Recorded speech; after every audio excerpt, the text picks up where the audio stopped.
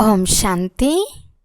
ఈరోజు Murali date 2 August 2025. బాబా చెప్తున్నారు, మధురమైన పిల్లలు, అలసిపోయి ఎప్పుడూ స్మృతి యాత్రను వదిలేరాదు. సదా ఆత్మాభిమానులుగా ఉండేందుకు ప్రయత్నించండి. తండ్రి ప్రేమను ఆకర్షించేందుకు, మధురంగా అయ్యేందుకు స్మృతిలో ఉండండి. ఈరోజు ప్రశ్న: 16 కళ సంపూర్ణులుగా లేక పర్ఫెక్ట్గా అయ్యేందుకు ఏ పురుషార్థం తప్పకుండా చేయాలి?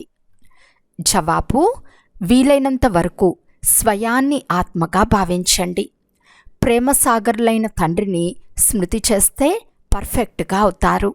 జ్ఞానం చాలా సహజం, కానీ 16 కళ సంపూర్ణంగా అయ్యేందుకు స్మృతి ద్వారా ఆత్మను పర్ఫెక్ట్గా చేసుకోవాలి.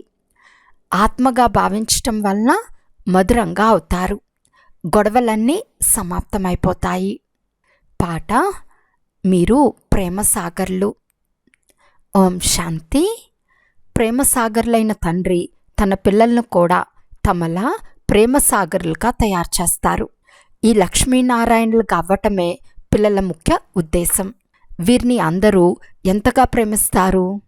బాబా మనల్ని లక్ష్మీనారాయణుల వలె మధురంగా తయారు చేస్తారని పిల్లలకు తెలుసు. మధురంగా ఇక్కడే తయారవ్వాలి. స్మృతి ద్వారానే మధురంగా అవుతారు. భారతదేశపు రాజయోగం మహిమ చేయబడింది. ఇది స్మృతి. ఈ స్మృతి ద్వారానే మీరు లక్ష్మీనారాయణుల వలె విశ్వాధికారులుగా అవుతారు. పిల్లలు ఈ శ్రమనే చేయవలసి ఉంటుంది. మాలో చాలా జ్ఞానం ఉందనే అహంభావం మీలో ఉండరాదు. ముఖ్యమైన విషయం స్మృతి. స్మృతియే ప్రీతినిస్తుంది. చాలా మధురంగా, చాలా ప్రియంగా అవ్వాలనుకుంటే, ఉన్నత పదవి పొందాలి అనుకుంటే ఈ శ్రమ చేయండి. లేకుంటే చాలా పశ్చాత్తాపడతారు. ఎందుకంటే చాలామంది పిల్లలు స్మృతిలో ఉండలేరు. అలసిపోయి వదిలేస్తారు. ఆత్మాభిమానులుగా అయ్యేందుకు చాలా ప్రయత్నించండి. లేకుంటే చాలా తక్కువ పదవిని పొందుతారు. ఇంత మధురంగా ఎప్పటికీ అవ్వలేరు. చాలా కొద్దిమంది పిల్లలు మాత్రమే తండ్రి స్మృతిని ఆకర్షిస్తారు. ఎందుకంటే వారు స్మృతిలో ఉంటారు. కేవలం తండ్రి స్మృతి అవసరం. ఎంతెంత స్మృతి చేస్తారో అంత చాలా మధురంగా అవుతారు. ఈ లక్ష్మీనారాయణులు కూడా ముందు జన్మలో చాలా స్మృతి చేశారు. స్మృతి ద్వారా మధురంగా అయ్యారు. సత్యుగ సూర్యవంశీలు మొదటి నంబర్లో ఉంటారు. చంద్రవంశీలు 2వ నంబర్లో ఉంటారు. ఈ లక్ష్మీనారాయణులు చాలా ప్రియమనిపిస్తారు. ఈ లక్ష్మీనారాయణుల రూపురేఖలకు, సీతారాముల రూపురేఖలకు చాలా వ్యత్యాసం ఉంది. ఈ లక్ష్మీనారాయణులపై ఎప్పుడూ ఎవరు ఏ కలంకము ఆపాదించలేదు. కృష్ణునిపై పొరపాటుగా కలంకం ఆపాదించారు. సీతారాములపై కూడా కలంకం ఆపాదించారు. తండ్రి చెప్తారు, ఎప్పుడైతే మేము ఆత్మ అని భావిస్తారో అప్పుడు మధురంగా అవుతారు. ఆత్మగా భావించి తండ్రిని స్మృతి చేయటంలో చాలా ఆనందం ఉంది. ఎంత స్మృతి చేస్తారో అంత సతోప్రధానంగా 16 కళ సంపూర్ణంగా అవుతారు. 14 కళలు అనగా కొద్దిగా లోపం ఉన్నట్లు, తర్వాత ఇంకా లోపాలు పెరుగుతూ ఉంటాయి. 16 కళా సంపూర్ణంగా అవ్వాలి. జ్ఞానమైతే చాలా సహజం, ఎవరైనా నేర్చుకోగలరు. కల్పకల్పం 84 జన్మలు తీసుకుంటూ వచ్చారు. ఎప్పటి వరకు పూర్తి పవిత్రంగా అవ్వరో అంతవరకు ఎవ్వరూ వాపస్ వెళ్ళలేరు. లేకుంటే శిక్షలు అనుభవించవలసి ఉంటుంది. సాధ్యమైనంత వరకు మొట్టమొదట నేను ఆత్మను అను ఈ ఒక్క విషయాన్ని పక్కా చేసుకోమని తండ్రి పదే పదే చెప్తున్నారు. ఆత్మలమైన మనం మన ఇంట్లో ఉన్నప్పుడు సతోప్రధానంగా ఉండేవారం. తర్వాత ఇక్కడ జన్మ తీసుకుంటాం. ఒక్కొక్కరి జన్మల సంఖ్య వేరువేరుగా ఉంటుంది. చివరిలో తమోప్రధానంగా అవుతారు. ప్రపంచానికి గల ఆ గౌరవం తగ్గిపోతూ ఉంటుంది. ఇల్లు కొత్తదిగా ఉంటే అందులో ఎంత సుఖం ఉంటుంది. తర్వాత లోపభూష్టంగా అవుతుంది. కళలు తగ్గిపోతూ ఉంటాయి. ఒకవేళ మీరు పర్ఫెక్ట్ ప్రపంచంలోకి వెళ్ళాలి అనుకుంటే పర్ఫెక్ట్గా అవ్వాలి. కేవలం జ్ఞానాన్ని పర్ఫెక్ట్ అని అనరు. ఆత్మ పర్ఫెక్ట్గా అవ్వాలి. నేను ఆత్మ, బాబా సంతానాన్ని అని సాధ్యమైనంత వరకు స్మృతిలో ఉండేందుకు ప్రయత్నించండి. ఆంతరికంగా చాలా ఖుషి ఉండాలి. మనుషులు స్వయాన్ని దేహదారులుగా భావించి సంతోషిస్తారు. మేము ఫలానా వారి సంతానము, అది అల్పకాలపు నశ. ఇప్పుడు మీరు తండ్రి శతలో బుద్ధియోగాన్ని పూర్తిగా జోడించాలి. ఇందులో తికమక పడరాదు. భలే విదేశాలకు వెళ్ళండి, ఎక్కడికైనా వెళ్ళండి, కేవలం బాబాను స్మృతి చేయాలని పక్కా చేసుకోండి. బాబా ప్రేమసాగర్లు. ఈ మహిమ ఏ మనుషులది కాదు. ఆత్మ తన తండ్రిని మహిమ చేస్తుంది. ఆత్మలంతా పరస్పరంలో సోదరులు. అందరి తండ్రి ఒక్కరే. పిల్లలు, మీరు సతో ప్రధానంగా ఉండేవారు. ఇప్పుడు మీరు తమో ప్రధానంగా అయ్యారు. తమో ప్రధానంగా అవ్వటం వల్ల మీరు దుఃఖితులయ్యారని బాబా అందరికీ చెప్తారు. మొదట మీరు పర్ఫెక్ట్గా ఉండేవారని ఇప్పుడు ఆత్మలమైన మనకు పరమాత్మ తండ్రి చెప్తున్నారు. ఆత్మలన్నీ అక్కడ పర్ఫెక్ట్గానే ఉంటాయి. భలే పాత్ర వేర్వేరుగా ఉంటుంది, కానీ పర్ఫెక్ట్గా ఉన్నారు కదా. పవిత్రత లేకుండా అక్కడకు ఎవ్వరూ వెళ్ళలేరు. సుఖధామంలో మీకు సుఖశాంతులు ఉండేవి కనుక మీది శ్రేష్టమైన ధర్మం. అపారమైన సుఖం ఉంటుంది. మనం ఎలా అవుతామో ఒక్కసారి ఆలోచించండి. స్వర్గానికి యజమానులుగా అవుతున్నాము. అది వజ్ర సమానమైన జన్మ, ఇది గవ్వ సమానమైన జన్మ. ఇప్పుడు తండ్రి స్మృతిలో ఉండేందుకు గమనం ఇప్పిస్తున్నారు. మమ్మల్ని పతితుల నుండి పావనంగా చేయమని మీరు పిలిచారు. సత్యుగంలో సంపూర్ణ నిర్వీకారులు ఉంటారు. సీతారాములను కూడా సంపూర్ణమని అనరు. వారు 2వ శ్రేణిలోకి వెళ్ళిపోయారు. స్మృతి యాత్రలో వారు పాస్ అవ్వలేదు. జ్ఞానంలో భలే ఎంత తీక్షణంగా ఉన్నా ఎప్పటికీ తండ్రికి మధురంగా అనిపించరు. స్మృతిలో ఉన్నప్పుడు మాత్రమే మధురంగా అవుతారు. తర్వాత తండ్రి కూడా మీకు మధురంగా అనిపిస్తారు. చదువు చాలా చాలా సాధారణము. పవిత్రంగా అవ్వాలి, స్మృతిలో ఉండాలి. ఇది బాగా నోట్ చేసుకోవాలి.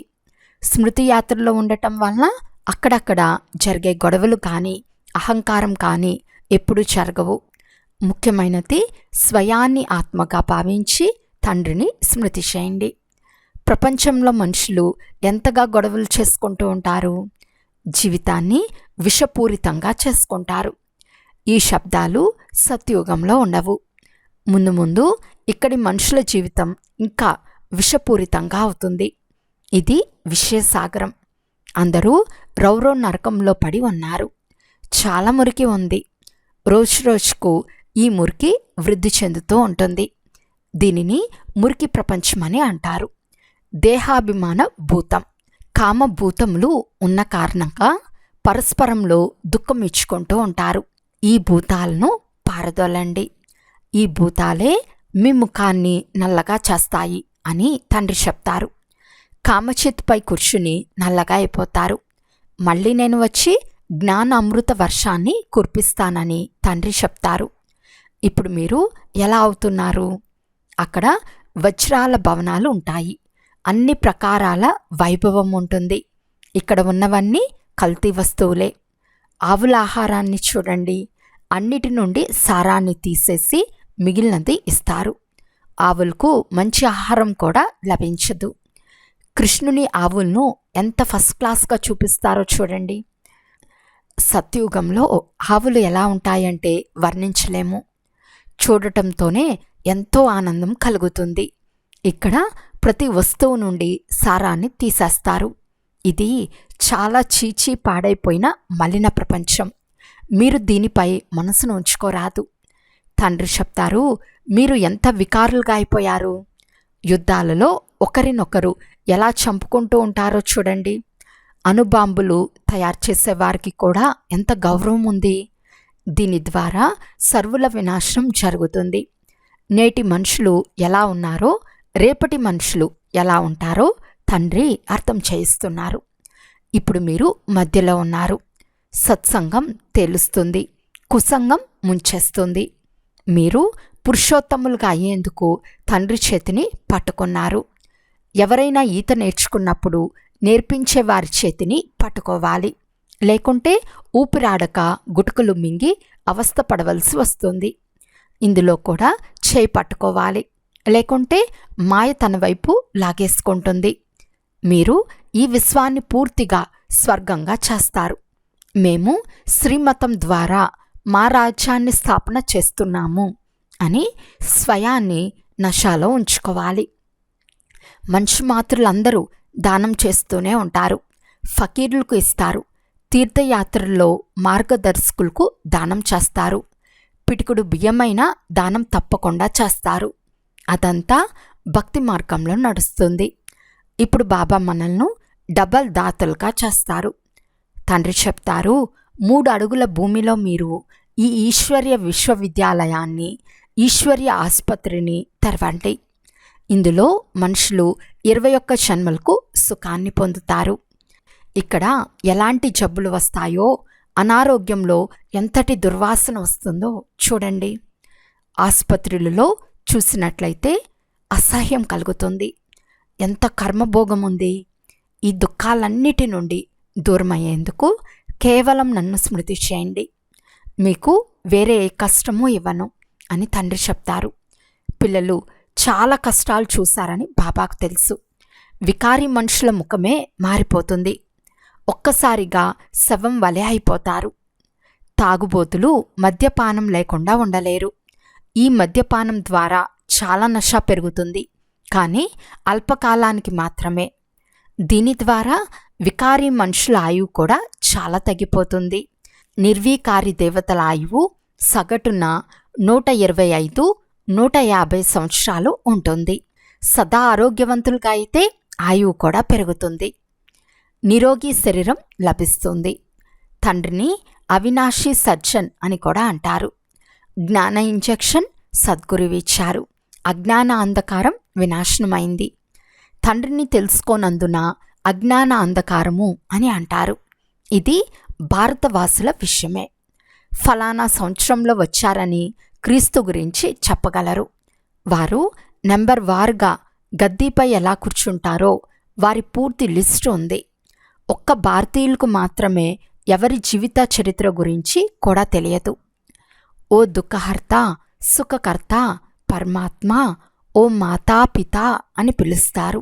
అయితే ఆ మాతాపితలు ఎవరో వారి జీవిత చరిత్ర గురించి తెలపమంటే తెలపలేరు.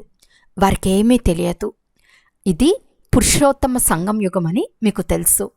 ఇప్పుడు మనం పురుషోత్తములుగా అవుతూ ఉన్నాము. అందుకొరకు పూర్తిగా చదువుకోవాలి. లోక మర్యాదలు, కుల మర్యాదల్లో కూడా చాలామంది చిక్కుకుని ఉన్నారు. ఈ బాబా ఎవరిని గురించినా చింత చేయరు. ఎన్నో తిట్లు మొదలైనవి తిన్నారు. మనసులో గాని చిత్తంలో గాని ఇలా అవుతామని లేదు. దారిలో నడుస్తూ నడుస్తూ బ్రాహ్మణుడు ఇరుక్కున్నాడు. బాబా బ్రాహ్మణునిగా చేశాడు. తిట్లు తినసాగాడు. పంచాయతీ అంతా ఒకవైపు, దాదా ఒక్కడే ఒకవైపు. సింధీ పంచాయతీ వారంతా ఇదేం ఇలా చేస్తున్నావు అని అడిగారు. అందుకు దాదా, గీతలో కామం మహాశత్రువు, దీనిపై విషయం పొందుకుంటే విశ్వానికి యజమానిగా అవుతారు అని భగవంతుడు చెప్పారు కదా అని అన్నాడు. నాకు కూడా కామ వికారాన్ని చేస్తే నీవు జగజ్జీతుగా అవుతావని చాలామంది చెప్పారు.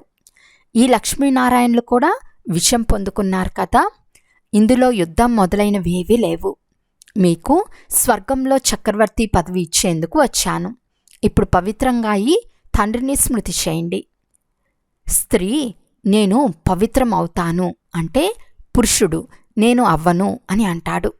ఒకరు హంస, మరొకరు కొంగగా అవుతారు. తండ్రి వచ్చి జ్ఞానరత్నాలను ఏరుకునే హంసలుగా చేస్తారు. అయితే ఒకరు అవుతారు, మరొకరు అవరు. కనుక గొడవలు వస్తాయి. ప్రారంభంలో చాలా శక్తి ఉండేది. ఇప్పుడంతా ధైర్యం ఎవ్వరికీ లేదు. భలే మేము వారసులము అని అంటారు. అయితే వారసులయ్యే విషయం వేరే. ప్రారంభంలో అయితే అద్భుతాలు జరిగాయి. గొప్ప గొప్ప కుటుంబాలకు చెందిన వారు క్షణంలో వదిలేసి వారసత్వం పొందేందుకు వచ్చారు. కనుక వారు అర్హులుగా అయ్యారు. మొట్టమొదట వచ్చిన వారు చాలా అద్భుతం చేశారు. ఇప్పుడు అటువంటి వారు చాలా చాలా అరుదుగా వస్తారు. చాలా లోక మర్యాదల్లో చిక్కుకొని ఉన్నారు. ప్రారంభంలో వచ్చిన వారు ధైర్యం చూపించారు. ఇప్పుడంతా సాహసం ఉంచడం చాలా కష్టం. పేదవారు సాహసం చూపగలరు. మాలలో మనులుగా అయ్యేందుకు పురుషార్థం చేయవలసి వస్తుంది. మాల చాలా పెద్దది. 8 మంది మాల, 108 మాల, 16,108 మాల కూడా ఉంది. చాలా చాలా శ్రమ చేయమని తండ్రి స్వయంగా చెప్తున్నారు. స్వయాన్ని ఆత్మగా భావించండి. సత్యం చెప్పరు. మేము చాలా బాగున్నామని భావించు వారి ద్వారా కూడా వికర్మలు జరుగుతాయి. భలే జ్ఞానయుక్త ఆత్మలు కావచ్చు. జ్ఞానం అర్థం చేయించటంలో చాలా బాగుంటారు, కానీ యోగం చేయరు. అటువంటి వారు తండ్రి హృదయంలో ఉండరు. స్మృతిలో లేకుంటే హృదయంలో కూడా ఉండరు. స్మృతి ద్వారానే స్మృతి లభిస్తుంది. ప్రారంభంలో క్షణంలో సమర్పణ అయిపోయారు. ఇప్పుడు అలా సమర్పణ అవ్వటం సులభం కాదు. ముఖ్యమైనది స్మృతి. అప్పుడే అపారమైన సంతోషం కలుగుతుంది. ఎంత కలలు తగ్గిపోతూ వచ్చాయో అంత దుఃఖం పెరుగుతూ వచ్చింది. ఇప్పుడు కలలు మళ్ళీ ఎంత పెరుగుతాయో అంత ఖుషీ పాదరస మట్టం పెరుగుతుంది. చివర్లో మీకు అన్ని సాక్షాత్కారం అవుతాయి. ఎక్కువ స్మృతి చేసేవారికి ఏ పదవి లభిస్తుందో చివర్లో చాలా సాక్షాత్కారం అవుతుంది. వినాశనం జరుగునప్పుడు మీరు స్వర్గ సాక్షాత్కారం అనే హల్వా తింటారు. స్మృతిని పెంచమని బాబా పదే పదే చెప్తున్నారు. ఎవరికైనా కొద్దిగా అర్థం చేస్తే బాబా సంతోషించరు. ఒక పండితుని కథ కూడా ఉంది. రామా రామా అని అంటూ సాగరాన్ని దాటవచ్చని పండితుడు చెప్తాడు. నిశ్చయంలోనే విషయం ఉంది అని చూపేందుకు ఈ కథ చెప్తారు. తండ్రిపై సంశయం రావటం వల్ల నశిస్తారు. తండ్రి స్మృతి ద్వారానే పాపం సమాప్తమవుతుంది. దీని కొరకు రాత్రింబవలు ప్రయత్నించాలి. అప్పుడే కర్మేంద్రియాల చంచలత సమాప్తమవుతుంది. ఇందులో చాలా శ్రమ ఉంది. స్మృతి చాట్ను రాయని వారు చాలామంది ఉన్నారు, అనగా పునాదే లేదు. సాధ్యమైనంత వరకు ఏదో విధంగా స్మృతి చేయాలి. అప్పుడే సతోప్రధానంగా 16 కళ సంపూర్ణంగా అవుతారు. పవిత్రతతో పాటు స్మృతి యాత్ర కూడా ఉండాలి. పవిత్రంగా ఉండటం ద్వారానే స్మృతిలో ఉండగలరు. ఈ పాయింట్లు బాగా ధారణ చేయండి. తండ్రి ఎంతటి నిరహంకారి. ముందు ముందు మీ చరణాలపై అందరూ తల వంచుతారు. వాస్తవానికి ఈ మాతలే స్వర్గద్వారాన్ని తెరుస్తారని అంటారు. స్మృతి అను పదును ఇప్పుడు తక్కువగా ఉంది. ఏ దేహదారిని స్మృతి చేరాదు. తమో ప్రధానం నుండి సతో ప్రధానం అవ్వటంలోనే శ్రమ ఉంది. అచ్చా, మధురాతి మధురమైన అపురూపమైన పిల్లలకు మాతాపిత బాప్తాతాల ప్రియ స్మృతులు మరియు గుడ్ మార్నింగ్. ఆత్మిక పిల్లలకు ఆత్మిక తండ్రి నమస్తే. ఆత్మిక తండ్రికి ఆత్మిక పిల్లల యొక్క ప్రియ స్మృతులు మరియు నమస్తే నమస్తే నమస్తే. ధారణ కొరకు ముఖ్య సారము. ఫస్ట్ పాయింట్, ఈ పతిత చీచి దుఃఖదాయక ప్రపంచంపై మనసు ఉంచుకోరాదు.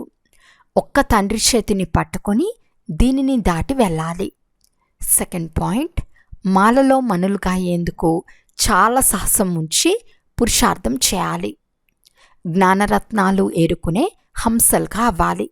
ఏ వికర్మలు చేరాదు. ఈరోజు వరదానము. నిమిత్త భావం ద్వారా సేవలో సఫలతను ప్రాప్తి చేసుకునే శ్రేష్ఠ సేవాదారి భవ. నిమిత్త భావం సేవలో స్వతహాగా సఫలతను ఇప్పిస్తుంది. నిమిత్త భావం లేకుంటే సఫలత ఉండదు. శ్రేష్టమైన సేవాదారులు అనగా ప్రతి అడుగు తండ్రి అడుగుపై ఉంచేవారు. ప్రతి అడుగు శ్రేష్ఠ మతంను అనుసరించి శ్రేష్టంగా చేసుకునేవారు. సేవలో స్వయంలో వ్యర్థం ఎంత సమాప్తం అయిపోతుందో అంత సమర్థంగా అవుతారు. సమర్థమైన ఆత్మ ప్రతి అడుగులో సఫలతను ప్రాప్తి చేసుకుంటుంది. ఎవరైతే స్వయం ఉమ్మంగ ఉత్సాహాలలో ఉంటూ ఇతరులకు కూడా ఉమంగ ఉత్సాహాలను ఇప్పిస్తారో వారే శ్రేష్టమైన సేవాదారులు. స్లోగన్: ఈశ్వర్య సేవలో స్వయాన్ని ఆఫర్ చేస్తే వారికి ఆఫరిన్ అంటే బహుమతి లభిస్తూ ఉంటుంది. అవ్యక్త సూచన: సహజయోగి కావాలి అంటే పరమాత్మ ప్రేమ యొక్క అనుభూలు కావండి. పరమాత్మ ప్రేమ అనే దారం దూర దూరాల నుండి ఆత్మలను లాక్కుని వస్తుంది. ఇది ఎటువంటి సుఖంనిచ్చే ప్రేమ అంటే ఈ ప్రేమలో ఒక్క సెకండ్ మునిగిపోయినా అనేక దుఃఖాలను మర్చిపోతారు. అంతేకాక సదా కొరకు సుఖవంతమైన ఉయ్యలలో ఊగుతూ ఉంటారు. తండ్రికి పిల్లలైన మీపై ఎంత ప్రేమ ఉంది అంటే జీవితంలో సుఖశాంతుల కోరికలన్నీ పూర్తి చేస్తారు. తండ్రి సుఖంనివ్వటమే కాక సుఖం యొక్క బండారానికి యజమానులుగా చేసేస్తారు. అచ్చా, ఓం శాంతి.